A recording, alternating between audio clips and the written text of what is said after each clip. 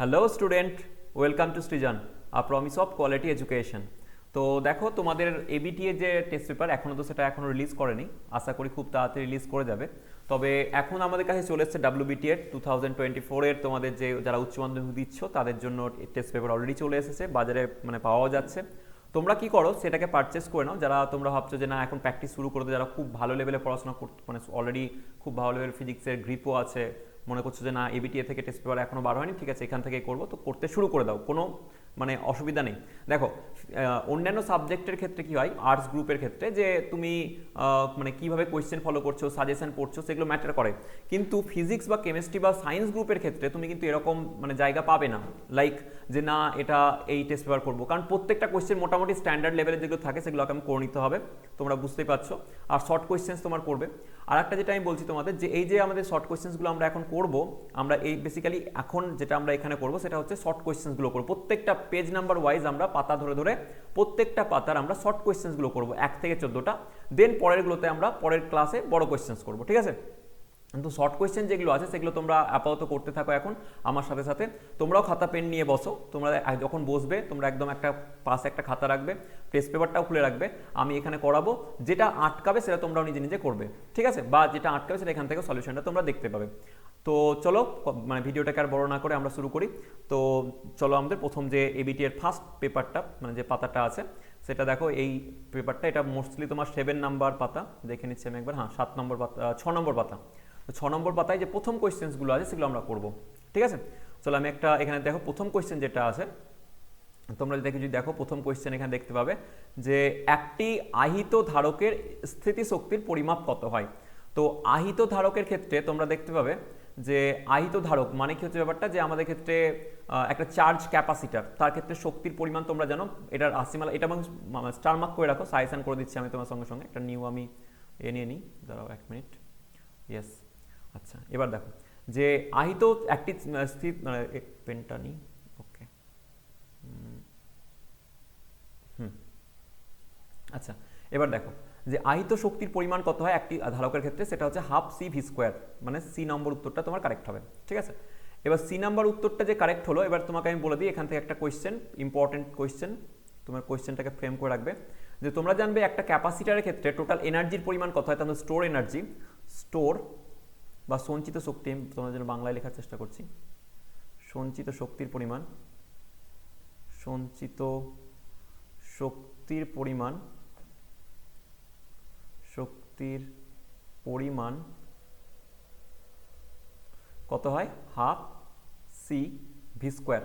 আর এই কোয়েশ্চেনটা 2 নম্বরের জন্য বা 3 নম্বরের জন্য করে রাখবে, কোয়েশ্চেনটা খুব ইম্পর্টেন্ট, পরীক্ষায় ডাইরেক্ট আসে যে একটা গোলাকার মানে আহিত পরিবাহী ক্যাপাসিটার আছে, সেই ক্যাপাসিটারের মধ্যে স্টোর এনার্জি কত হবে, সেটার মান হয় হাফ সি ভি স্কোয়ার। আবার এখান থেকে আমি এক্সট্রা রিলেটেড বলে দিই, তোমরা জানো capacitor c equals to q by v হয়, সি ইকুয়ালস টু কি হয়, কিউ বাই ভি।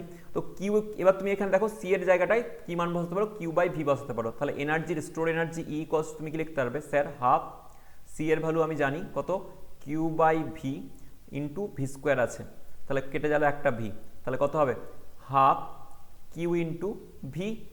আবার তুমি এভাবেও করতে পারো যে স্যার এখানে যে সি ভি এর মানটা আছে, তো ভি এর মানটা আমি পুট করতে পারো, তাহলে q by c, v equals to কি হবে, কিউ বাই সি। তাহলে কিউ বাই সি যদি ভি এর মান হয়, তাহলে ই এর মানটা তুমি আবার লিখতে পারবে যে sir half q into v এর মানটা হচ্ছে কিউ বাই সি, তাহলে কিউ বাই সি, তাহলে হাফ, সরি এখানে সি হবে, হাফ কিউ বাই সি, তাহলে কি হলো half q square by c. Okay, এটা তোমার এই অ্যান্সারটাও হবে। তো এরকম তিনভাবেই কোয়েশ্চেন মানে এই আসতে পারে, যেটা তোমার দেখালাম আমি, এই যে একটা এই answer half c v square, একটা half into q into v, আর একটা হলো half q square by c. এই তিনটে ভাবেই কোয়েশ্চেনের উত্তর থাকতে পারে। প্রথম কোয়েশ্চেনটার উত্তর আমরা বুঝে গেলাম। সেকেন্ড যে কোয়েশ্চেনটা আছে দেখো, যে একটি কিউ তড়িতাধানযুক্ত একটি আহিত কণার বি চৌম্বক ক্ষেত্রে সঙ্গে যদি থিটা কোণে প্রবেশ করে ভি গতিবেগ নিয়ে, তাহলে তার আহিত কণার উপর প্রযুক্ত বলের মান কত হবে।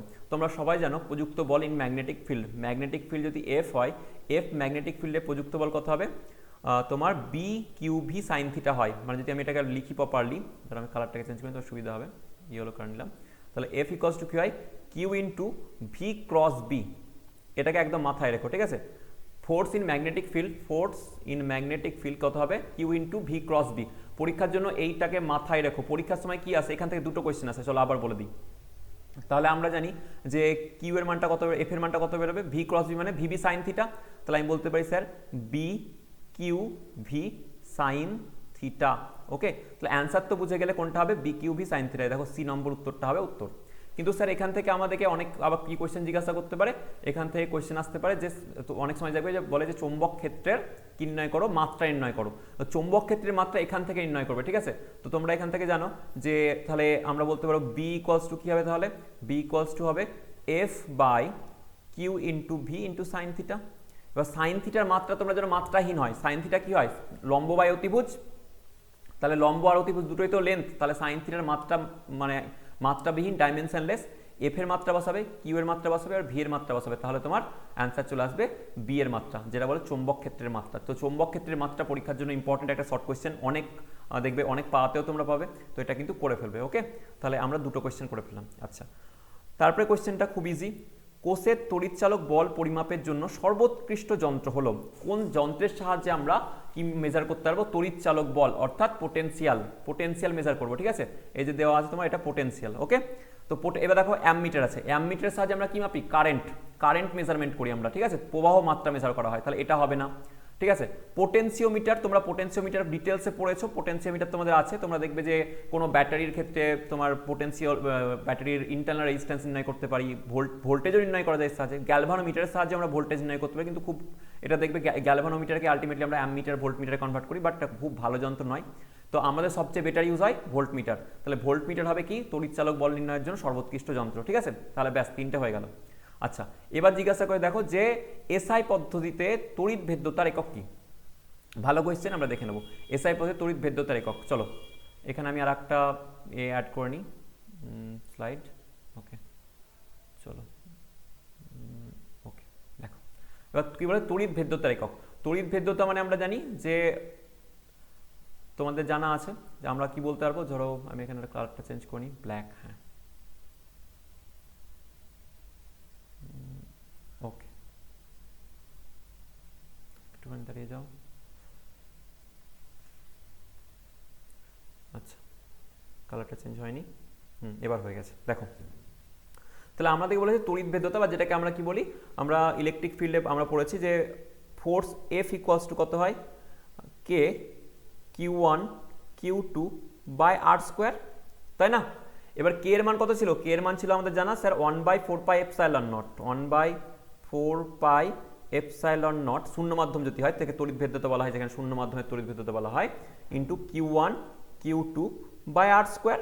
তাহলে এপসাইলন নট ইকুয়ালস টু কি হবে, এপসাইলন নট ইকুয়ালস টু হবে sir 1/4 Q1 Q2 by f into r square, তাই না। আচ্ছা, এবার দেখো বাকি সব মাত্রা বসাও, Q1 Q2 মাত্রা কত হবে, আধান তো এরা, আধানের মাত্রা কত হয়, আধানের মাত্রা কুলম্ব হয়, কুলম্ব মাত্রা বলছি একক, একক কি হবে তাহলে এপসাইলন নটের, আমি বলতে পারবো স্যার Q1 Q2 এদের একক কত হবে কুলম্ব, তাহলে কুলম্বের স্কোয়ার, কারণ দুটো আছে, বাই ফোর্সের একক নিউটন, আর এই যে আর যে দূরত্ব মধ্যবর্তী দূরত্ব তার একক কি হবে মিটার, তার স্কোয়ার মানে মিটার স্কোয়ার, তাহলে এর একক বেরোবে sir coulomb square newton inverse metre to the power -2, এটা হবে এর উত্তর। ওকে, তো এটাকে তোমরা তুলে নাও, দেখো কোথায় আছে উত্তরটা, ম্যাচ করে নাও। তাহলে sir coulomb square newton inverse metre to the power -2, এটা হয়ে গেল বি নম্বর উত্তর।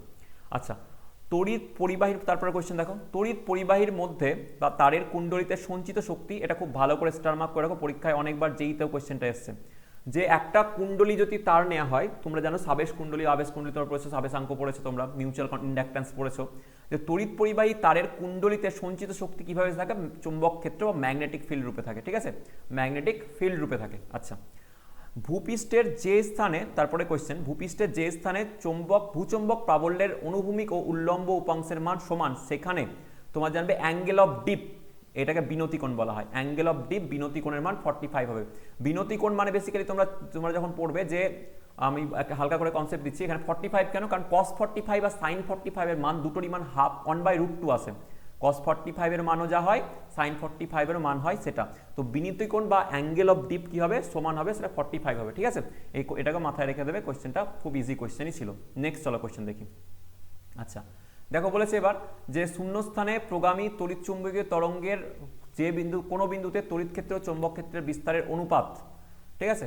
তো এটা জিজ্ঞাসা করেছে কত হবে, যে একটি প্রগামী তড়িৎচুম্বকীয় তরঙ্গের ক্ষেত্রে তড়িৎ ক্ষেত্র আর চৌম্বক ক্ষেত্রের বিস্তারের অনুপাতটা কত হবে, ঠিক আছে।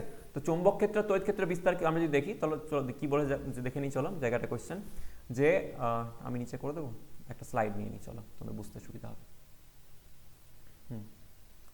দেখো কি বললো, যে কোন একটা তড়িৎ ইয়েতে ইলেকট্রোম্যাগনেটিক ওয়েভের ক্ষেত্রে বলেছে চৌম্বক ক্ষেত্র তড়িৎ ক্ষেত্র আর চৌম্বক ক্ষেত্রের যে বিস্তারটা হবে, মানে তোমরা পড়েছো ধরো বিস্তারের ক্ষেত্রে বলবো বি নট আর ম্যাগনেটিক ফিল্ডের জন্য, আর ধরো বললাম যে এর ক্ষেত্রে ইলেকট্রিক ফিল্ডের ক্ষেত্রে বিস্তারের মান হচ্ছে ই নট।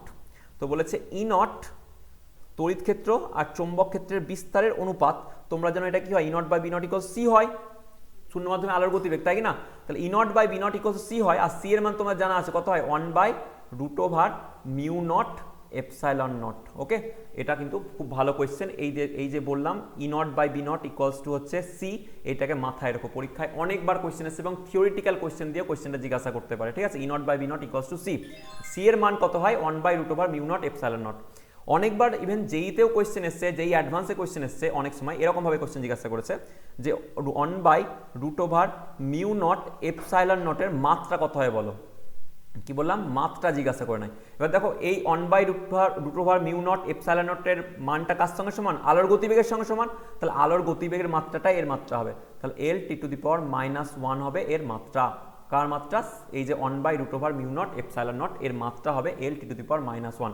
পরীক্ষাতে অনেকবার এই কোশ্চেনটাও এসছে, তো এটাকে আমি এক্সট্রা করিয়ে দিলাম, ঠিক আছে।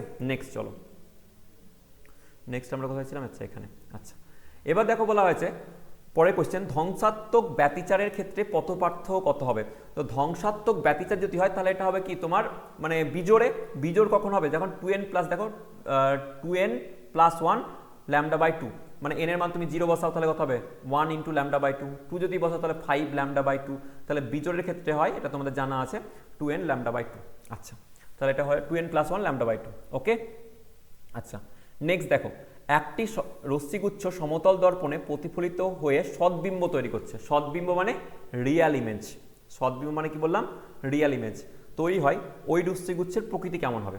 চলো দেখে নিই কোশ্চেনটা কি বলেছে, একটা আমি অ্যাড করে নিচ্ছি স্লাইড, দেখো স্লাইড অ্যাড করে নিলাম। আচ্ছা কি বলেছে, একটা সমতল দর্পণ, ঠিক আছে। তো সমতল দর্পণের ক্ষেত্রে আমি সমতল দর্পণ আঁকার চেষ্টা করি, ঠিক আছে। এটা হচ্ছে সমতল দর্পণ, তো সমতল দর্পণ এদিকটাকে দর্পণের চিহ্ন করে দিলাম। ওকে, বলেছে সমতল দর্পণের ক্ষেত্রে কি হবে, সদ্বিম্ব। আমরা জেনারেলি কি দেখি, যখন তোমরা আয়নাতে ছবি দেখো নিজের, সেটা কিন্তু সদ্বিম্ব নয়, সেটা হচ্ছে ভার্চুয়াল ইমেজ, বা সেটাকে বলবো অসদ্বিম্ব, তাই না। ভার্চুয়াল ইমেজ দেখতে পাও, সেটা তো রিয়ালি, তুমি তো বাইরে আছো, এদিকে তুমি, আমি ধরো আছি, আমি আমার ছবি দেখছি আয়নাতে, আয়নার পেছনে কি কেউ রিয়াল আছে, না নেই, তাহলে সেটা ভার্চুয়াল। কিন্তু তাহলে ভার্চুয়াল জিনিসটা কি হলো, যেটার কোনো মানে প্র্যাকটিক্যালি এক্সিস্টেন্স থাকে না, ঠিক আছে। এবার আমি কি বলছি দেখো, যে এখানে বলেছে রিয়াল ইমেজ, সমতল দর্পণ কিন্তু কি হবে, তৈরি হবে রিয়াল ইমেজ, তাহলে আলোক রশ্মির প্রকৃতি কিরকম হবে সেটা বলেছে। তো আমি দেখাচ্ছি, দেখো তো আলোক রশ্মিগুলো যদি এইভাবে আপতিত হয়, দেখো এরকমভাবে ধরো আলোক রশ্মি এসে পড়ছে, ওকে, এইভাবে প্রতিফলিত হবে সমতল দর্পণের ক্ষেত্রে, তাই না, এইভাবে প্রতিফলিত হয়ে যাবে। আবার ধরো এদিক থেকে একটা আলোক রশ্মি যাচ্ছে,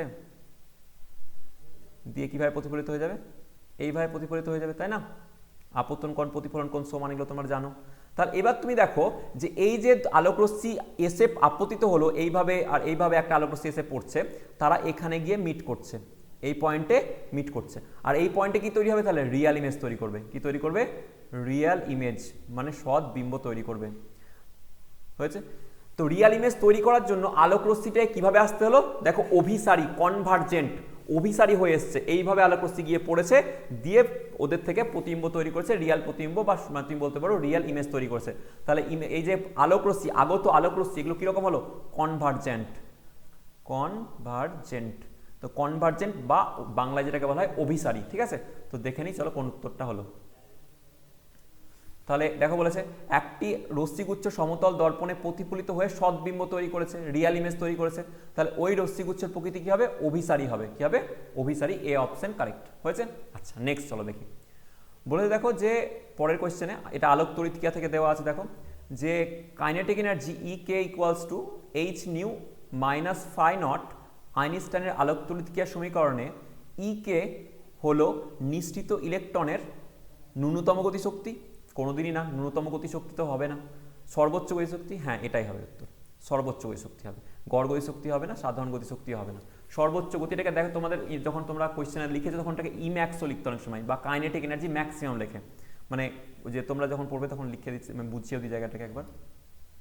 ধরো এখানে নিলাম যে তোমরা পড়েছো এরকম যে টোটাল এনার্জি ধরো আপতিত হলো এইচ নিউ ইকুয়ালস টু আমরা কি বলতে পারি যে একটা অংশ চলে যাবে ওয়ার্ক ডানের ক্ষেত্রে সেটাকে বার করতে ওয়ার্ক ফাংশন, আর বাকি এনার্জি কি হয়ে যাবে, ধরো টোটাল এনার্জি পড়লো এইচ নিউ থেকে ইলেকট্রনটা বার হলো, কত এনার্জি লেগে যাবে বার করতে, ফাই নট। কেন?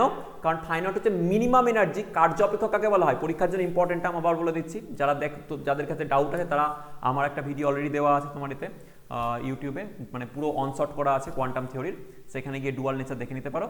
তো কি বললাম আমি, যে এইচ নিউ ইকুয়ালস টু যে ফাই নটটাকে কি বলা হয়, ওয়ার্ক ফাংশন কাকে বলা হয়, যে মিনিমাম যে ন্যূনতম এনার্জি পেলে ইলেকট্রনটা ধাতব পৃষ্ঠ থেকে বেরিয়ে আসবে। তো ধাতব পৃষ্ঠ থেকে ইলেকট্রনকে নির্গত করতে ন্যূনতম যে এনার্জি লাগে সেটাকে বলা হয় ওয়ার্ক ফাংশন বা কার্য অপেক্ষক। তাহলে যে শক্তি টোটাল পড়লো সেই টোটাল শক্তির একটা পার্ট চলে গেল ইলেকট্রনটাকে বার করতে, আর বাকি পার্টটা কি বার হয়ে যাওয়ার পরে কি ও তো চুপচাপ বসে থাকে না, কাইনেটিক এনার্জি নিয়ে দৌড়াতে থাকে, আর এই বাকি শক্তিটাই কি হয়ে যাবে, কাইনেটিক এনার্জি ম্যাক্সিমাম নিয়ে দৌড়ে বেড়াবে। তো এইটা হয় সর্বোচ্চ গতি শক্তি, ঠিক আছে, তাহলে এটা হয়ে গেল অ্যান্সার। চলো তাহলে কি হবে, সর্বোচ্চ গতি শক্তি হয়ে যাবে অ্যান্সারে, বি অপশন কারেক্ট। এরপরে কোশ্চেন দেখো, এরপরে কোশ্চেন কি আছে, যে একটি বর্তনীর পরিবর্তী প্রবাহ দেওয়া আছে এইটা, তাহলে হলে এর কি বলেছে, প্রবাহ মাত্রার আরএমএস মান এবং কম্পাঙ্কের মান যথাক্রমে কোনটা হবে। তো ভালো কোয়েশ্চেন এটা, এরকম অঙ্ক তোমরা জেইতে বা ডাব্লিউবিতেও তোমরা পেতে পারো, ঠিক আছে, আর কোয়েশ্চেন আসতেই পারে, এরকম কোয়েশ্চেন আসেও, মানে অল্টারনেটিং কারেন্ট থেকে জানবে এরকম কোয়েশ্চেন খুব ভালো, মানে খুবই দিয়ে দেয়। তো চলো আমরা করি, এটা আছে দেখে নাও, আই ইকুয়ালস টু হচ্ছে 20 sign 100 pi into T plus 0.05। ওকে, তাহলে আমরা এখানে একটা স্লাইড নিয়ে নিলাম। তাহলে আই এর ভ্যালু দেওয়া আছে তোমার, আই ইকুয়ালস টু দেওয়া আছে কত, 20 সাইন 100 পাই টি প্লাস 0.05 অ্যাম্পিয়ার হয়েছে। এইটা তোমার দেওয়া আছে আই এর ভ্যালু, এটা মানে ইকুয়েশনটা। তাহলে আমরা জানি কি হয়, স্ট্যান্ডার্ড ইকুয়েশন কি হয়, আই ইকুয়ালস টু আই মানে কি, এটা I R M s, I equals to হয় I R M s basically হয়েছে, ইকুয়ালস টু কি হয়, I naught sine omega t plus phi, এরকম হয় স্ট্যান্ডার্ড ফর্মুলাতে। তো আই আর এম এস এর মান কত, এবার আই নট কত হলো তাহলে বলো, এখানে আই নট হলো, আমি এই ইকুয়েশন থেকে কম্পেয়ার করে আই নটের ভ্যালু কত পাচ্ছি, আই নটের ভ্যালু পাচ্ছি আমি 20 অ্যাম্পিয়ার পেয়ে গেলাম আই নট, বা শীর্ষ প্রবাহ যেটাকে বলা হয়, বা সর্বোচ্চ প্রবাহের মান, ম্যাক্সিমাম আয়ের মান হয়ে গেল কত, আই নট হলো 20 অ্যাম্পিয়ার। আর এবার তুমি জানো যে I R M S equals to কি হয়, আই নট বাই √2, এটা হচ্ছে সম্পর্ক, এই সম্পর্কটা মনে রাখবে, ঠিক আছে। সেরকমই যদি ভি থাকতো তাহলে হতো ভি আর এম এস, আমি বলে দিই একটুখানি, V R M S equals to কি হয়, ভি নট বাই √2 হয়েছে, এটা হচ্ছে ভি আর এম এস এর মান এরকম হয়। তাহলে I R M S equals to I not by √2 হয়ে গেল।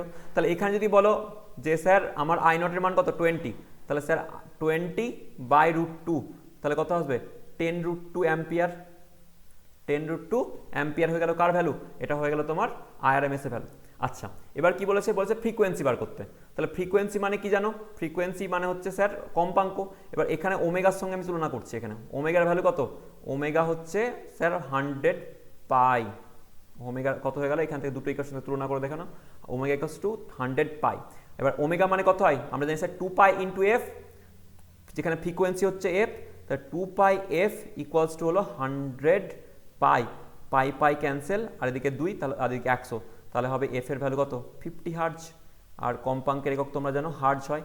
তাহলে আই আর এম এস এর ভ্যালু হলো 10√2, আর এটা হলো ফ্রিকোয়েন্সি হয়ে গেল 50 হার্জ। তাহলে কোন অ্যান্সার সঠিকভাবে দেখে নিই, এটা হচ্ছে দেখো এই যে C option, 10√2 ampere into 50 hertz, এটা 50 হার্জ কম্পাঙ্ক, তাহলে সি অপশন কারেক্ট হবে। ওকে, আচ্ছা নেক্সট চলো দেখি, বলা হয়েছে যে হাইড্রোজেন পরমাণুতে মুখ্য কোয়ান্টাম সংখ্যা n, ঠিক আছে, মানে প্রিন্সিপাল কোয়ান্টাম নাম্বার দেওয়া আছে n, এর মান বাড়ালে পরপর দুটি শক্তি স্তরের মধ্যে পার্থক্য বাড়ে কমে একই থাকে, প্রথমে কমে পরে বাড়ে। আচ্ছা, খুব ভালো কোয়েশ্চেন, ভালো কোয়েশ্চেন মানে কি কোয়েশ্চেনটা ভালো নয় কিন্তু কনসেপ্ট 8% ভালো হয়। চলো দেখে নিই কনসেপ্টটাকে। আচ্ছা, ইয়েস, নিউ ট্যাব। দেখো এবার কি হবে, আমরা জানি দেখো টোটাল এনার্জির মান ই ইকুয়ালস টু কত হয়, হাইড্রোজেন পরমাণু যদি নিই তাহলে -13.6 Z square by N square, Z square by N square. Hydrogen পরমাণুর ক্ষেত্রে কি হয়, জেড এর মান 1 হয়। এবার তাহলে আমি বলতে পারি sir E proportional to 1 by N square, তাহলে এন এর ভ্যালু যদি বাড়ে তাহলে ই এর ভ্যালু কমবে। এবার এটা তো এমনি বুঝেও গেলাম, তার মানে কি অ্যান্সার হবে কমবে, দুটোর এনার্জি গ্যাপের মান কিন্তু কমবে। কিন্তু ঘটনা হয়েছে কি, আমি একটু এক্সট্রা জিনিস বলবো। তো প্রথম এনার্জি লেভেল যেটা হয় যখন হাইড্রোজেন পরমাণুর ক্ষেত্রে n ইকুয়ালস টু 1 যদি হয় তাহলে তার এনার্জি লেভেলের মান কত হচ্ছে, -13.6 ইলেকট্রন ভোল্ট। তারপরে যদি n এর মান 2 হয় না, যখন n এর মান n ইকুয়ালস টু 2 হবে তখন তার ভ্যালু হবে -3.4 ইলেকট্রন ভোল্ট হয়েছে। তারপরে যদি 3 নম্বর নাও n equals to 3, n equals to 3 এর ক্ষেত্রে তোমার যে অ্যান্সারটা হবে মানে এনার্জির মান যেটা হয় সেটা হয় -1.51 ইলেকট্রন ভোল্ট হয়েছে। আর 4 নম্বর যদি নাও n ইকুয়ালস টু 4 তাহলে এই লেয়ারের এনার্জির মান হয়, এনার্জির ভ্যালু হবে তোমার 0.85 ইলেকট্রন ভোল্ট বা 0.84 ইলেকট্রন ভোল্ট। ঠিক আছে, অনেক বই 85 পাবে 0. তাই তুমি আস্তে আস্তে দেখো, প্রথমে ছিল -3.4, তারপরে কত হলো, মানে সরি -13.6, তারপরে হলো -3.4, তারপরে দেখো হয়েছে -1.5, তারপরে হয়ে গেল -0.84। তাহলে তুমি এখান থেকে দেখতে পাচ্ছ যে আস্তে আস্তে গ্যাপটা কি হয়ে যাচ্ছে, কমে যাচ্ছে, গ্যাপগুলো দুটোর মধ্যে কমে যাচ্ছে।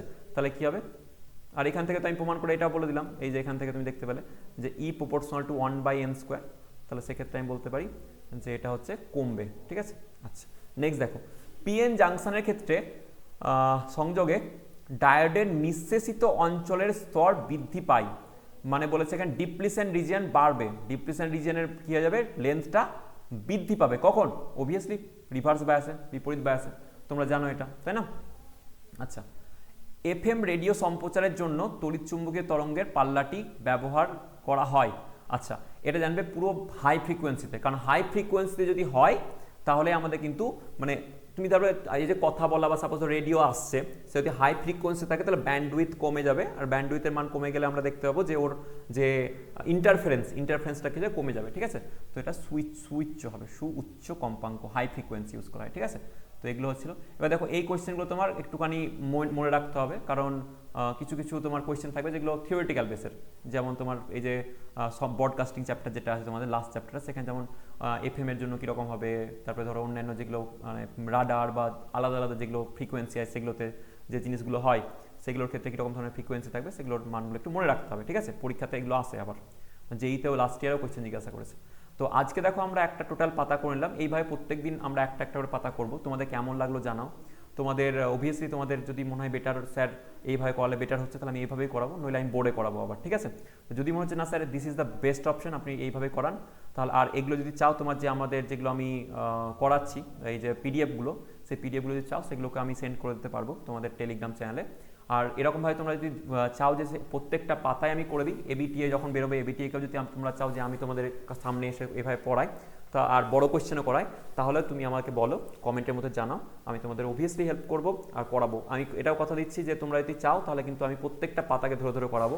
আজকে আমি বেশি সময় নিচ্ছিলাম না, প্রথম আজকে তোমাদের এটা কথা শুরু করলাম, তো তোমরা দেখো টাইম নিয়ে জিনিসটা দেখো। এইভাবে করতে থাকলে আমি বলবো তোমাদের শর্ট কোয়েশ্চেনও আটকাবে না আর বড় কোয়েশ্চেনও আটকাবে না। বড় কোয়েশ্চেনের ক্ষেত্রে কী হয় দেখো, এরকম দেখতে হবে যে অনেক কোয়েশ্চেন থাকে যেগুলো শর্ট কোয়েশ্চেনের মধ্যে থেকেই আমাদের ডিসকাস করতে করতে হয়ে যাবে।